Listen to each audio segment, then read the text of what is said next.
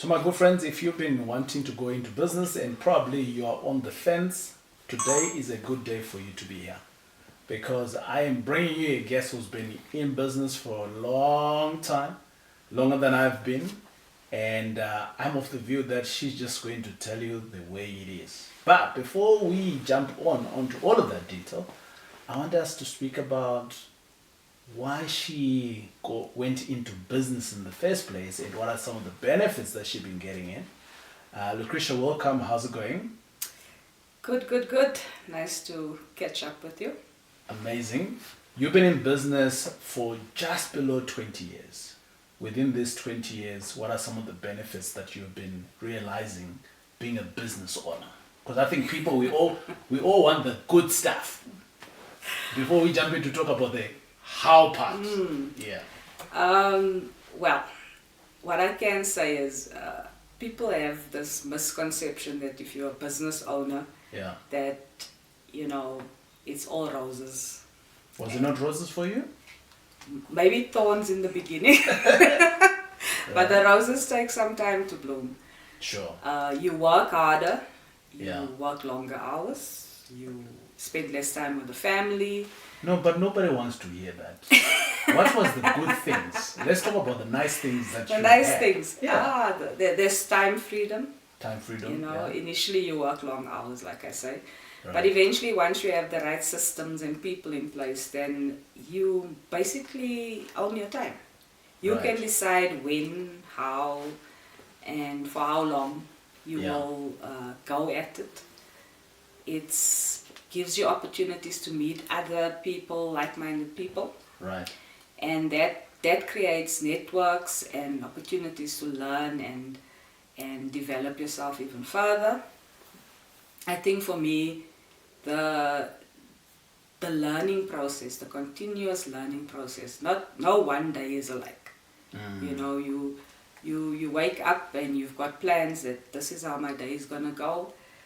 But as you know, as a business owner, there's always challenges, and I thrive on those challenges, because if you don't have challenges within your business, you'll never grow and become better. Right. It has allowed me to spend more time with my kids. Oh, you got kids? Yeah, two Okay. of them. 2 kids.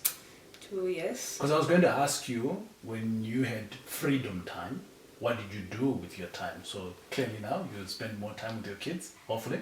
Yeah, it's allowed me to give them better opportunities, Right. Not just school-wise, but exposing them to stuff we weren't exposed to. I grew up in a traditional family, mother and father worked, and yeah, you were taught or told you have to study hard, get a good education, and that's how you will be successful one day. But as I grew and learned, I discovered that that's actually not how the world works, It's the people that think out of the box, the people that strive to be better every day, that can take criticism and learn and grow from that criticism, and then you will emerge into something that you couldn't imagine in your wildest dreams.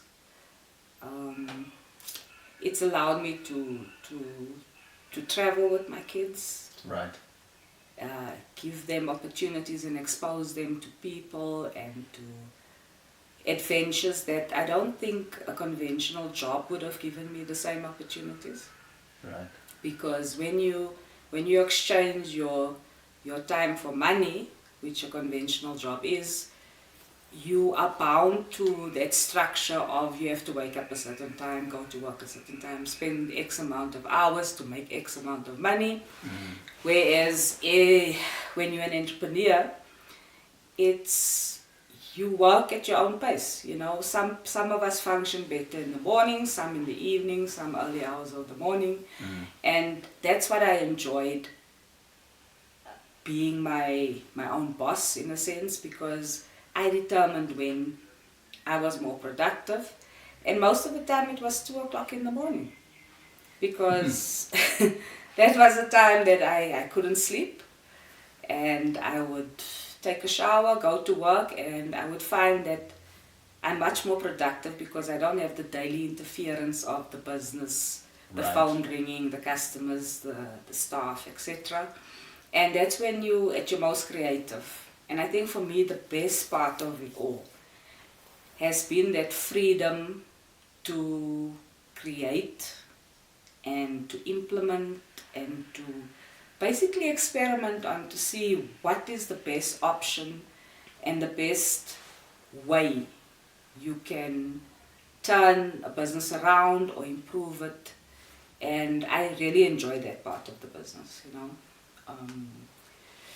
The systems, like I say, creating the systems, because it's like a problem solving. You know, you're not just the CEO. Well, we don't actually have those titles. We're directors. Right. But you're not only the director, you're the financial manager, you're the HR. You're everything. You are everything. You're the heartbeat of the business.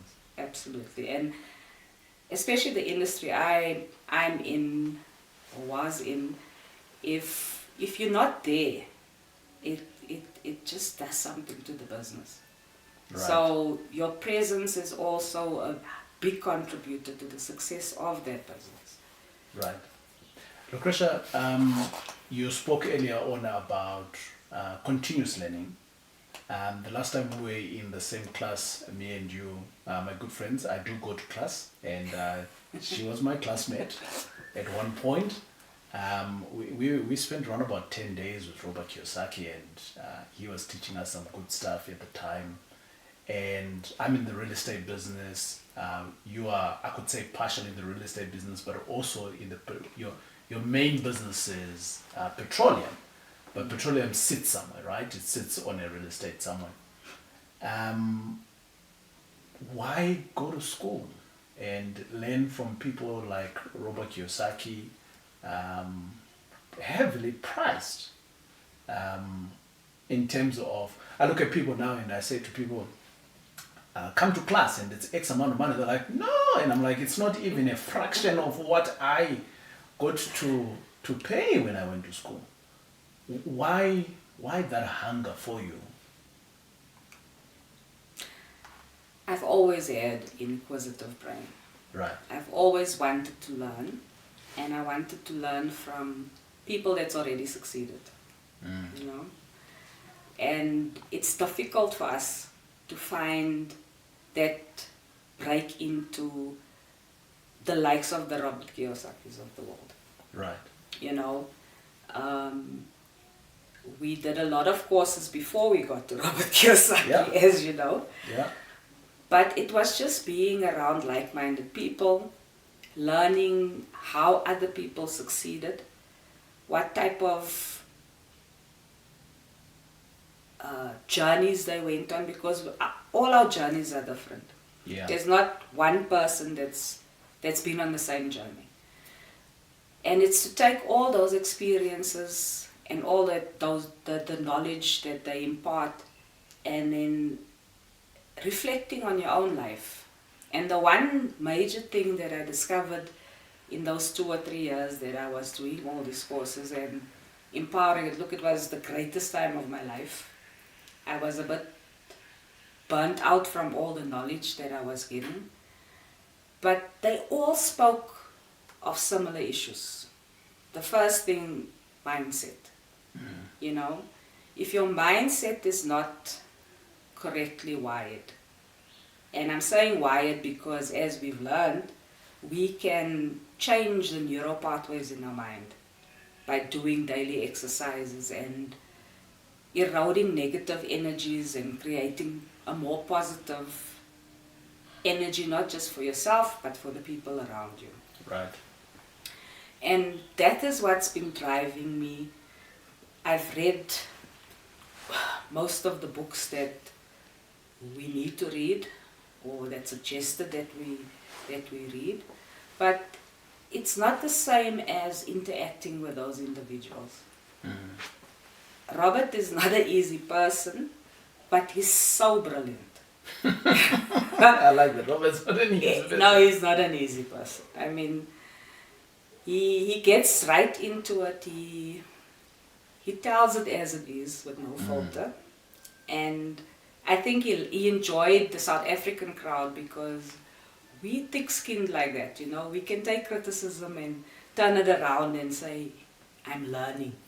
Yeah. Forget about the criticism or the negative comments sometimes, but I think he did it to push us to another level.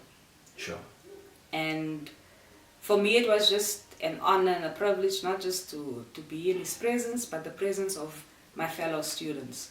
Because we came from vast backgrounds and vast knowledge bases, but we learned similar strategies, and how we implemented it was very different because of our own experience. Yeah, yeah. But what I enjoyed when I was doing the courses, I would go back to my staff and I would impart some of the jewels. And I did definitely see a change of energy, a change of mindset, if you want to call it, and a change of commitment to get us from where we were to where we wanted to be. Right. And then I realized that life and business is a continuous educational process. Because if you're not going to spend time and energy on yourself, developing yourself, your own ability, your own mindset, your own base of knowledge, you're going to be stuck in a box, if you want to call it that. And you're not going to think outside of the box, because as much as Robert is a difficult person, he's also a very controversial somebody, you know. And I see it with my kids. I wish, maybe I shouldn't say it on this channel, but I don't want to send my kids to school. Right. I just don't. I don't see the benefit of my kids in the conventional education system that we're currently in. I just don't. They have challenges, and my son has been in specialized schools for most of his life. He's now coping in a mainstream school, but it took a lot of therapy, a lot of everything to get him to that point. And I still don't see the benefit of him being there. You intrigue me as a woman, and besides being a woman, also a woman in business, which is not been very easy. But I also want to ask you the question to say, Robert says that if you want to be a millionaire, the easiest path is to just get married to a millionaire. Why didn't you just get married to a millionaire rather than to go and make your own money? Because that's like a common thread with women these days. I'm going to find my guy. I wish I could find that millionaire. That's just not me. Right. I believe in hard work. I've got the mind of my own. Sure. I want to achieve, not just for me, but to set an example for my kids especially, and for the people around me. The industry I'm was highly male dominated, and it still is, with all the transformation that government has implemented through the Fuels Charter, that they need to see the industry transform into more female, previously disadvantaged, and youth. We're still not seeing that female element coming into the industry and making a success out of that. Yeah. And for me, the quickest way for you to get me to achieve something is telling me I can't. Oh yeah? Yeah. If you tell me I can't, I think it's a colored thing. My wife is also like that. it's definitely a colored thing. We don't like to be told that you can't do that. Yeah. Then we're going to show you we're going to do that and a little bit more. We bring spice to the gravy. That is so true. You speak of the industry that you are involved in. How did you get involved in it? I mean, it's been 20 years ago, yes, but how did you stumble upon it for you to actually start on a business? So let's go back to 20 years ago, and when you were you employed at the time? How did it come to be? Okay, so maybe I should go a little bit back, if Right. that's okay. I grew up in a predominantly my whole family. Right. My father had 4 brothers. I was the first girl, Right. grandchild into the girl grandchild into the family. Yeah. And so I grew up with these entrepreneurs around me. And in my family, I always say, I joke about it. I say, you know, when you can stand and hold, you get a fishing rod. Right. That's the first. Right. You know, you get a fishing rod and you get a bag and you go fishing. Right, Boy, girl, it doesn't matter. The other thing is my grandfather had one, back in the apartheid days, he had one of the biggest construction companies. Oh, wow. And so obviously my uncles went into construction as well. The one is a carpenter, the one uncle is a glass blower, Right. and the other one is a builder. Right. He runs a big construction company in the Eastern Cape. And my dad, he went to university and he wanted to become a teacher. But during his studies, my grandfather passed away and he had to take over the business just to close the contracts down and to settle. I don't, if I may ask you, in those days, Mm. you didn't choose what you wanted to become. No. We didn't have options. Yeah. You know? And if I had options, I had a vision for my life and I wanted to become things that didn't exist in South Africa. All right. Yeah. What did you want to become?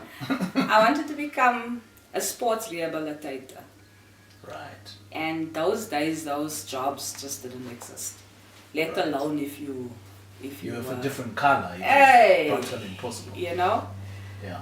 I truly believe that my family and I was meant to be me, especially because of my family's influence, an engineer of some sort. Right. You know, we're right. very problem-solving oriented people. And yeah, so I grew up with my uncles and I had to lay bricks and carry things and At what age were you laying bricks? maybe 7, 8, 9, I don't know. Wow. Where is this? In Eastern Cape? In the Eastern Cape, yeah. Right. Yours come tough, eh? From Eastern Cape, laying bricks already. Like I said, there's no barrier there. Right. You know, you will fish, you will know how to drill, you will know how to build, you will know. Wow. And I think if you do that today, they would call it child labor. yeah, absolutely. I sometimes reminisce with my friends and I say, you know, we were basically cheap child labor because we will work the whole day and then you get a loaf of bread, warm chops and a Coke and you think, yo, you've hit the jackpot. Right. So that was that. So from early on, I learned, I never got pocket money. Right. I had to work. Right.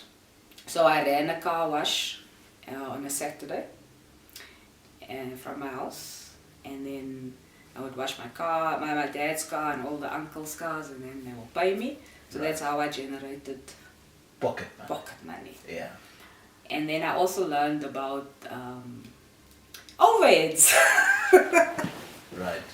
Because my dad, when I'm like, okay, you need to pay me, he says, no, you're using my water, my electricity, and my soap. So I had to do his car for free because that was paying the overheads of all the other cars that I was washing. Right. So that's basically how my mom and dad raised me. Work for pocket money, and you had to work not only hard physically but also at school.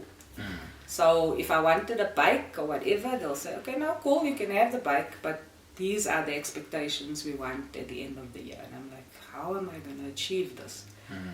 But funny enough, I used to achieve and exceed the expectation, and they were true to their word. If I bring the results, I get what I've asked for. Because so I learned from a very young age, not just physical labor, but intellectual labor as well. Right. Reaps rewards. I ran, in my final year matric, I went to hostel because my mom and dad were separating and getting a divorce, and I sold fizzes and lollipops. Oh, wow. Yeah, so I was that entrepreneur at hostel. Did you make money? I made pocket money. You know, those days 5 rand was a lot of money. 5 rand you could buy a lot of things. Sure. But yeah, so I think my knack for business started way back in my childhood. I went to varsity, and me and my uncle started a nightclub. So You did? yeah, I had a nightclub. I thought you've always been a hallelujah Jesus person. I am. I mean, God is very central to my life. But Right. you know, at varsity, and coming from a small town like Grahamstown, Right. we saw a gap in the industry where we could play at school functions, and obviously during the festival we eventually ventured into physical building, which we turned into a nightclub, and it was hard work, it was enjoyable, and that's how I paid for my studies. Right. So I went to Rhodes University, I finished up there, and then I moved to Durban. Why did you move to Durban? I moved for various reasons, because firstly my mom and dad were splitting up. Yeah. And I was the eldest, and the age gap between me and my siblings were like 8 and 10 years. Right. So because I was the big one, I had to fend for myself from the age of about 16. Things weren't going so nicely by my mum, so I had to move out. I moved in with my gran, and then eventually into a family home. Because of my grandfather's work, he owned a lot of properties in the street, and I could move into one of the family homes there. Yeah. I didn't tell my mum and dad I'm going to university. I got the application forms. I forged their signatures. I applied. I got in. I got some bursaries. So it's been tough from a very young age. Right. Right. And maybe that's why I'm a helicopter mom now, because I believe whatever my kids are interested, I'll support them and see where that interest will go. Yeah. Hey, my friends, I'm very sorry that I have to disturb the amazing conversation that is happening. But I thought, let me just jump in here and give you a little bit of a good word of a service that I utilize, which is called Expello. You might have never heard of them before, but basically what Expello is, all of us who are here, we do property investments. And as and when we do property investments, we have properties that we have, and we take insurance on that. And we also have tenants that we've got. And at some point, these tenants tend not to pay. It's a reality in our market.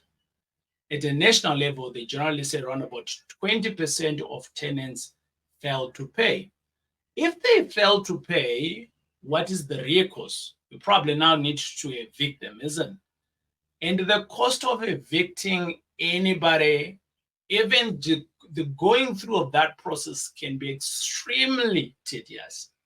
And my friends, that's where Expello comes in. I utilize Expello myself in all my properties that I've got. The Expello company, what they basically do is that I said to myself when I was trying to explain this to my wife the other day, and I said to her, babe, Expello to us is the big brother that we pay on a monthly basis, and as and when we ever have a delinquent tenant, a tenant that is not paying, we can always call on Expello, and they will do the eviction for us. We don't need to worry about it. They'll handle all the legal fees. They will do everything in ensuring that this tenant is evicted. So my friends, I just thought that it is unfair of me not to share with you this information. So on the screen right now, it's the details of basically how you can reach out to Expello and you can claim your discount. Well, you might not be able to get the entire link because it's on the screen, but if you have to click in the description of the video, you'll be able to see the same link that is in here that says expello.link/TJ Tribe, and that's to get you your discount. So my friends, don't be caught with your pants down with your tenants and they become delinquent and you fail to evict them. just go to Expello. But for now, let us go back to that interesting conversation that we were having. Thanks for watching. At what point, so you left university, and let's fast forward to pre BP. BP, yeah. BP being the petroleum. Yeah. So when I got when I got to Durban, I helped my aunt out in her business. She had a transport company and Is this aunt married to one of your four uncles? Is this a different aunt now? No, it's my dad's cousin. Right. She was again. She's into business. Yes, she was one of those people I admired. You know, a woman. She was divorced, raising her two sons, and she was dynamic within business. Oh wow! And I think I was always attracted to successful people because I wanted to soak up and learn. So I basically worked for her for free. Okay. Which is unheard of today. Yeah, no one wants to work for free today. But I think people undervalue experience. Oh yeah. No one can buy or pay for the experience that people in business can teach you. I still work for free. I just did some work for free for a guy from the UK. Last year I did about maybe close to about 100 hours for free. But I was learning. Whilst I'm doing stuff for him, I'm learning. Absolutely. There has to be a trade-off. Yeah. And it doesn't always have to be financial. Correct. So yes, I still do work for free. But it's all about the learning. It's learning and exposure and networking. Right. Because you never know who you're helping that might be part of the opportunity of tomorrow. Yeah. And so while living with her, I joined the Durban Metro Police. So as a part-time gig because I was supposed to do my LLB. Right. Registered at UNISA, got into a comfort zone, never... Wait, you've been a policeman before? Did you become like a full-fledged policeman? Yes. Really? I first joined them on a part-time basis, right. Okay? So I was auxiliary constable. Yeah. We used to do point duty in the morning and in the evening. Right. And then weekends we used to go work on the beachfront, or if there's special events, we would work. Okay. I did that for about a year. Then I went into training, became a full police constable. Right. But there was this one sergeant, Sergeant Campbell. Every day when he used to see me, he used to ask me, Adrian, when are you leaving this place? You don't belong here. Really? Yeah. Wow. And that's another thing I've been blessed with. I've been blessed with these angels along the way that's always expected more of me.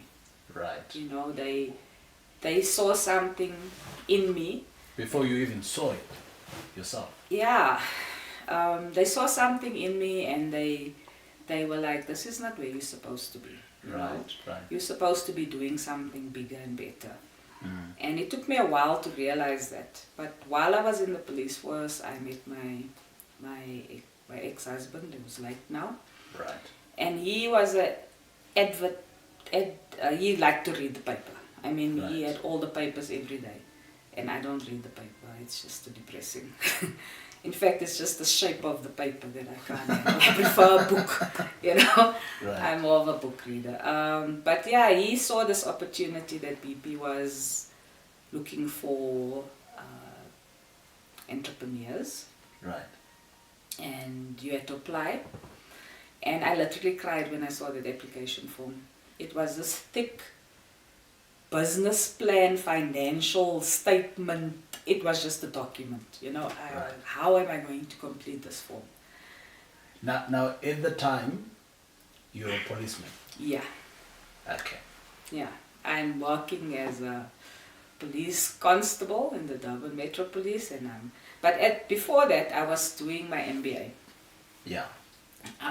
But unfortunately, during that time, my sister passed away, so I didn't want to do the exams. They were kind enough to keep my funds one side. And after about 2 years, I went back and I said, look, I'll do MAP. Right. And they didn't want me to do math because obviously I had a degree and I qualified to do the full MBA. And I told them, look, emotionally I was just not in the right space to take on such a hectic degree. I opted to do the Management Advancement Program, which is actually a mini MBA, and people without degrees, they do that as a prerequisite to get into MBA. Right.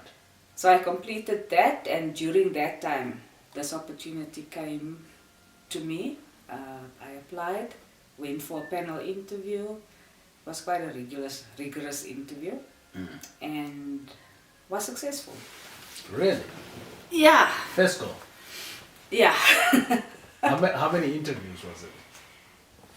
Well, I went for one panel interview, then I was shortlisted, then I was living in Durban at that point in my life, and then I had to come up to Joburg to do further interviews, and I don't know how many applicants there were, but I think out of all the applicants, there were 10 of us. Right. That were accepted into the program. There was about eight people in Johannesburg and 2 of us from Durban. So I just want to tap into your thinking there, because I think many of us, we sit with what we have today and we assume the big things is for other people. So I'm a policeman, right? You earning, I don't know how much you was earning at that time. And if I'm to relate to policemen to today, you're literally saying you moved from being a policeman to a business person. Even though BP was there to shadow you and give you the tools and things like that, there's a program that they're running. Mentally, I want to get to that space. How did you get into the space of just putting in the application? Because this is beyond you. Number one, you're a woman. This is beyond you. Number two, yes, you've got uncles and so on that have done business, but owning a safe station, working for at the time BP was British, right? They're so British. Right? So now you're becoming partners of an international company. This is someone who's just coming from Debs. I mean, Grahamstown, a very small town. How did you pray? I'm just trying to think of how did you practically, how did you do it? I prayed a lot. Right. I won't lie.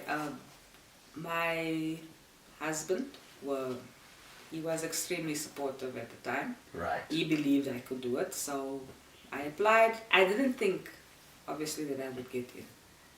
I honestly didn't. So I got accepted, and we had to pay to enter the program. Right. So I came Of up course, with... if it was free, anybody else would jump on it. Yeah. How did you pay? Well, I saved some money. Right. And did your husband know of the money, or he didn't? yeah, no, he knew of the money. Okay, right. We had to pay, well, he had to sort of agree that we're going to use our savings. I paid for the program. And then I started. I trained. So it was a very intense program. So I had a training site in Durban that I trained at. Before you jump onto that, I want to ask the question of saying, besides your husband, who else did you engage to say, this is what I'm going to do? Family members, close friends, was there anybody? And if you did, what was their feedback? A lot of people thought I was crazy. At the time? Yeah. Well, 20 years, look at us now. Yeah. I mean, I think the industry I was entering into was firstly, you know, it's like up there. Not just anyone can own a service station. It's unheard of. Even today, it's still unheard of. It's a very tough industry to get into. So it was, for me, it was more about, again, my urge of learning and developing myself. So I joined the program, and then I still kept my job, which I wasn't supposed to. The policeman job. Yeah. You wanted a fallback. Just in case. I did. I wasn't sure this is what I wanted to do, but I also couldn't afford not having a job. Sure. You know? Yeah. So I worked basically day and night. I worked 8 hours, 12 hours in the service station, and then I would go to Petroleum and do my shift there. I thought I was the only person who did that. I did two jobs at one point. I was upset at one point during the night in a call center, and during the day I was training. Well, after about 6 months, my body shut down. Yeah. I also, my body was shutting down, my mom came to see me, she said, my child, you have to choose. Right. And then I took the bold step. Look, at the time I didn't have kids, so it was easy to take the leap of faith. Right. I went into be full force. The program started from the bottom up, which I enjoyed because you worked as a petrol attendant, cashier, merchandiser. So you've been a petrol attendant for? Yeah. Okay. So Only now am I seeing women being petrol attendant. yeah, it was a bit taboo back in the day. Right. So yeah, I was a petrol attendant, worked in all the aspects of the business. Right. Then I came up to job for 2 months, did my LTO, went back for war training. LTO, what is It's it? a license to operate. Right. Everyone that wants to Always. operate the service station needs a license to operate. Okay. Does it expire at some point? Not really. Okay. But each oil company calls it something else. Okay. But you need to get this license to operate, which is basically a theoretical program where they take you through how to run a service station. Right. Which is exactly like Okay. Well, you've done it for 19 years, so we are here for the lessons. Yeah, it's nothing like running a service station. They give you the theory, but you only learn on the job. Right. Even when I used to train employees or people that come to work for me, it's on the job training. There's no other way of learning. Right. And if you think about it, it's a 24 hours, 7 day a week, 365 day business. It never shuts down. The doors can't lock. That's true. It can't lock. At what point did you now?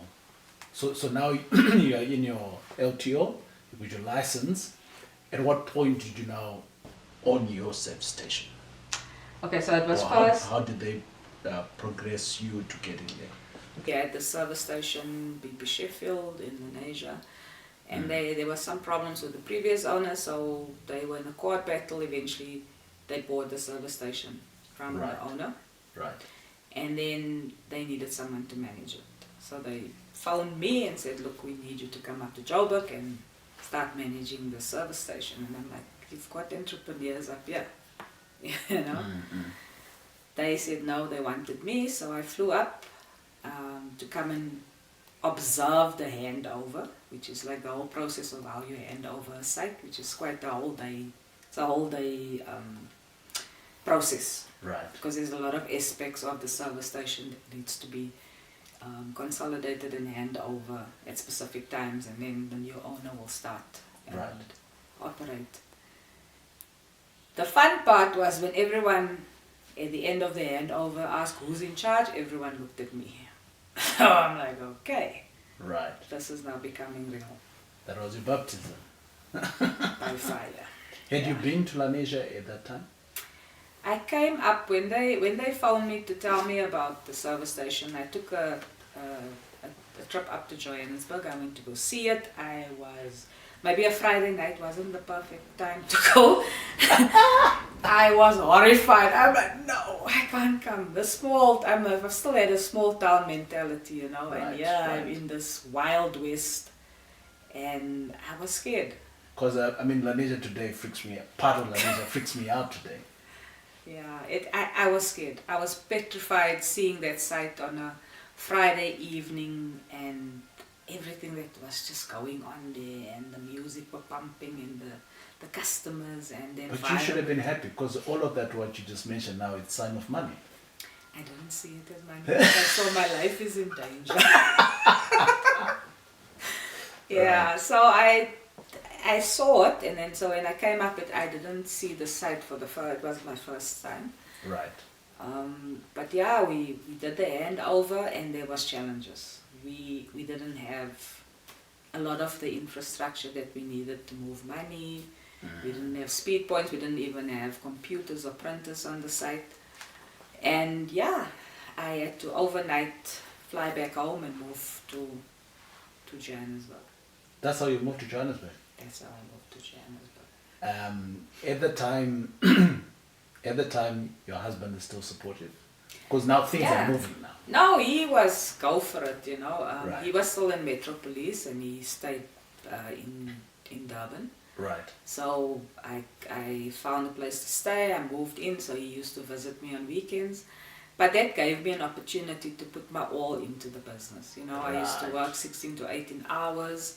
You basically come home and sleep, but as soon as you put your head down, they phone, something's breaking, something's spilling, something's not working, a customer's not happy. And then you have to go back.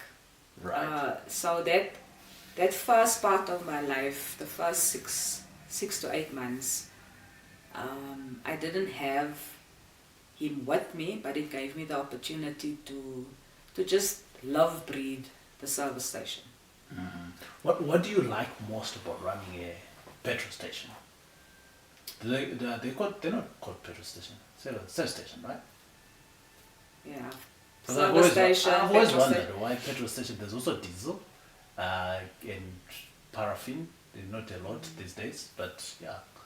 They basically call them filling stations. Filling stations. Yeah, Okay. filling stations. Yeah. But yeah, petrol station, Right. fuel station. What do you like most about it? The thing I liked the most about it was that no day was ever the same. Right. You know, you can think of stuff that can go wrong, and it will go wrong. And then you think that I've seen it all. Right. Tomorrow will show you another avenue, another aspect of what can go wrong or right. Right. And I think that's what I enjoyed. I enjoyed the problem solving. I enjoyed all the facets that was coming at me at once. And when you look at a service station, people see, or they think, I don't know, maybe you can help me, yeah? But a service station is somewhere where you go and you buy petrol. Yeah. It has evolved. Don't It- get me wrong. Yes, you're right. You're right. It has evolved. Yeah. So when I joined, it was still mainly fuel orientated. It was where people come to buy fuel and maybe get bread, milk and cigarettes. And those days already, I had to do an assignment for BP, and one of the assignments were the future of filling stations and where it will go in the future. And in that assignment that I did, I sort of said that the retail side, the shop side, will become the main driver of a service station because of, firstly, South Africans, we like convenience. We would rather go to a service station than into a mall to go and get something. I think that explains why we have seen the rise of pick and pays at a substation, Woolies, even my favorite shops for convenience. Spa, Spa. okay. Okay. Oh, okay. I haven't Most seen of those. the major retail They now have shops, some form of a they have relationship. some link to a service station, yes. Okay. I think my favorite one has been where there's a garage and a chicken licken, Absolutely. right? But my thinking now is, are you owning both? Are they different businesses? What's the mechanism? This is from the outside, though. And that's the point I was getting at. So people look at a service station and they see fuel. Right. It's actually, it could be 3 to 4 businesses in one. So you've got the fuel, which is your forecourt, which where you service the fuel, the oils. Then you have a shop where you do the convenience. Then you'll have a bakery or chicken licken or steers, which is Right. another business entity. You'll have a bakery. So in essence, you're running 3 to 4 business centers in one. And each Right. business runs on different margins, different operating procedures, different licenses, different hygiene, safety and security. Right. So and I think that's what intrigued me the most about the service station. It wasn't one service, one business model. It was 3 or 4 business models that you had to manage and run within one business. That includes the car wash as well, which is a big thing for us, Absolutely. people in Johannesburg, in the big metros. Whilst you've been able to run a safe station, you started off with Lanesia Safe Station as a manager in this program. Eventually you became an owner. By the time we met or were learning together, you were already owning a safe station at the time.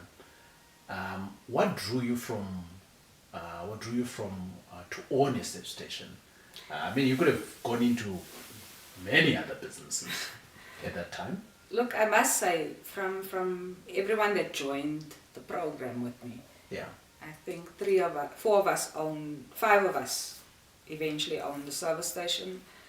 One passed away, he couldn't deal with the stress. One lost his business, the other one sold his business, and we were like 2 surviving retailers.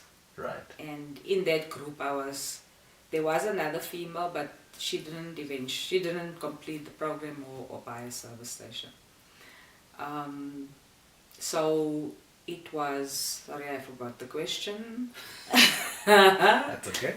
What drew you into becoming a business owner for a safe station, other than anything Okay, else? so the ultimate goal of the program was for you to eventually own a service station. Right. So that's why the program was sort of developed, to try and get previously disadvantaged individuals and females into, and youngsters. There was a few younger individuals with us on the program, to draw that type of different demographic into the service stations. And obviously a service station is not cheap, so Right. you need a couple of million to buy it, and banks, they're not so friendly financing, you know. That was going to be my next question, to say, a lot of people that I hear, they are more into the real estate space, but we speak about business, all sorts of businesses. And the major hindrance for many people is just the funding component. How did you work around that? Was, and still is, it still remains one of the biggest barriers to Even entry. today? Even today. Right. So back then, the first challenge was that banks didn't understand the fuel industry and the retail model or the franchise model of how to fund a filling station. And that causes problems, because I bought the service station when fuel was 5 rand, believe it or not. Right. I think that's maybe, we can just dream of those days. Right. Fuel was 5 rand, so you work it out per liter, and you work out how much working capital you would need, etc., etc. But in my first 2 years, fuel went to 10 rand, Wow. Double. doubled. And that brought a whole lot of challenges, because now, firstly, I needed more working capital. The banks weren't willing to finance me. Firstly, I owned a property in Durban, which I had to max out, and to get my own contribution into the funding. Right. BP did help and assist with me obtaining the funds, but I never got the entrepreneurial discount. Right. I had to buy at full value, and 90% of that value I inflated because I ran it for over a year and turned the business around. Right. So I Big paid. lesson learned, huh? Big lesson learned, yes. So I would have gotten a bargain if I just left it to run the way it was run. But did you know that you were going to buy this particular one, or you knew? It was one of the options, although they didn't want to sell it initially. So Right. I was supposed to initially buy Sabaya in Durban. Then they moved me to Cape Town to go Right. look at a site there. And I said, look, this is Cape Town, it's Mitchell's Plain. I Right. don't feel comfortable coming into this area, not growing up there because of But they're all- the same. Mitchell's Plain, Lanesia. Oh, it is, eh? But Sheffield was a very temperamental site. Of course, yeah. It needed a specific kind of person. Yeah. And I learned that even after I bought it. Whenever I took my eye off the ball and I wasn't present, the business will take a dip. Then I need to go back in and revitalize and re-energize the business. And BP realized that when they wanted to move me, they saw the business was working with me in it, and they sort of said, look, we don't see any other fit for the service station, so we're willing to sell it to you. Okay. In today's time, you have owned a petrol station, you've been in the petrol industry for the last 19 years. Would you say, TJ, I can teach you how to run a petrol station, filling station? I think that's my passion. That is definitely my passion.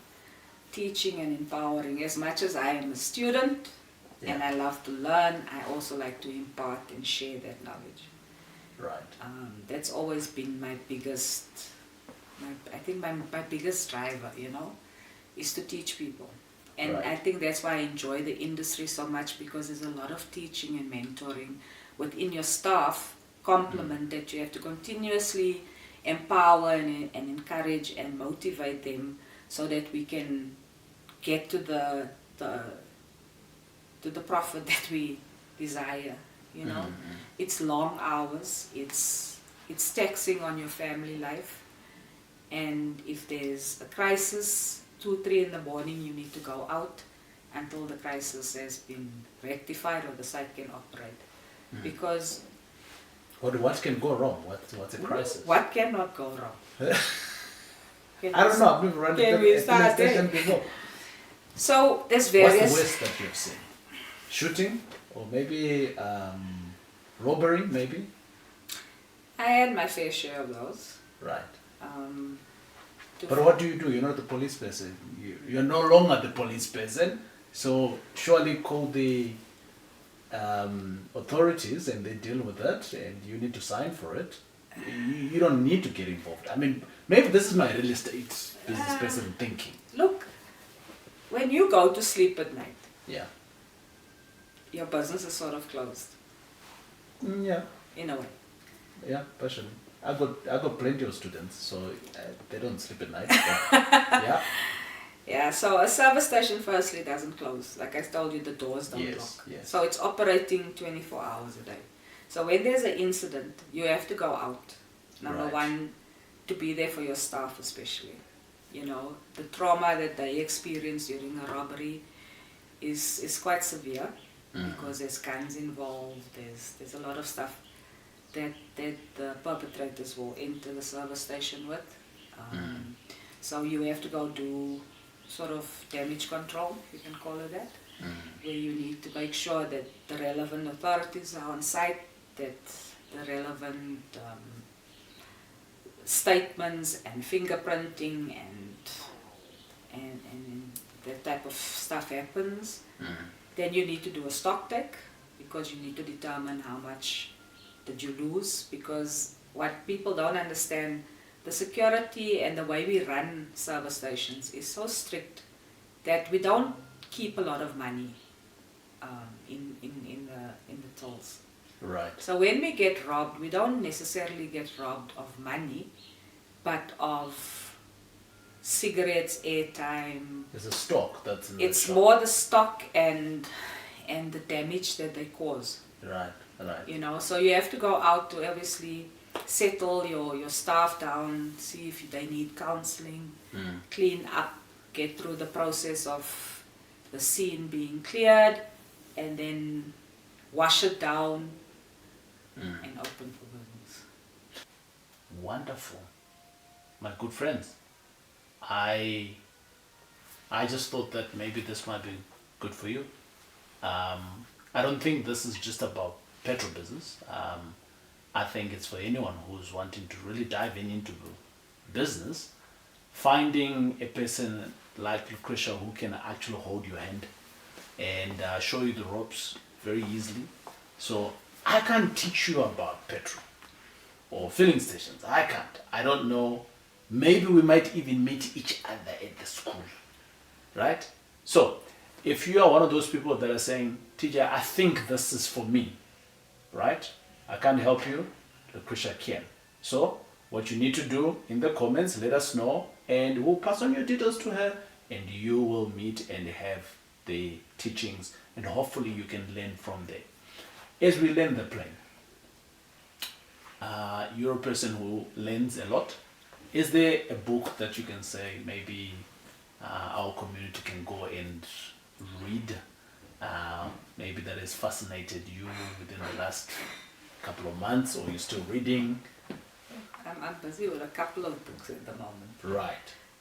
I've read You Move My Cheese recently. Right. Because I think I was just so confused I needed to find myself again.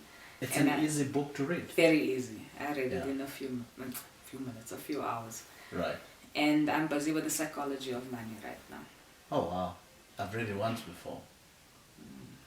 Amazing stuff. My good friends, this is your boy TJ, and I hope that you've been able to get some value out of this. If you are wanting to get any other detail around petrol stations, I think petrol stations, they're still a good real estate business. It sits on the real estate and the land, that is. You got a shop on it, and you can run multiple things on it. I always say to you guys, the land is the real estate. The structure is the real estate. What you run in it could be totally different, and we can all be making different amounts of monies.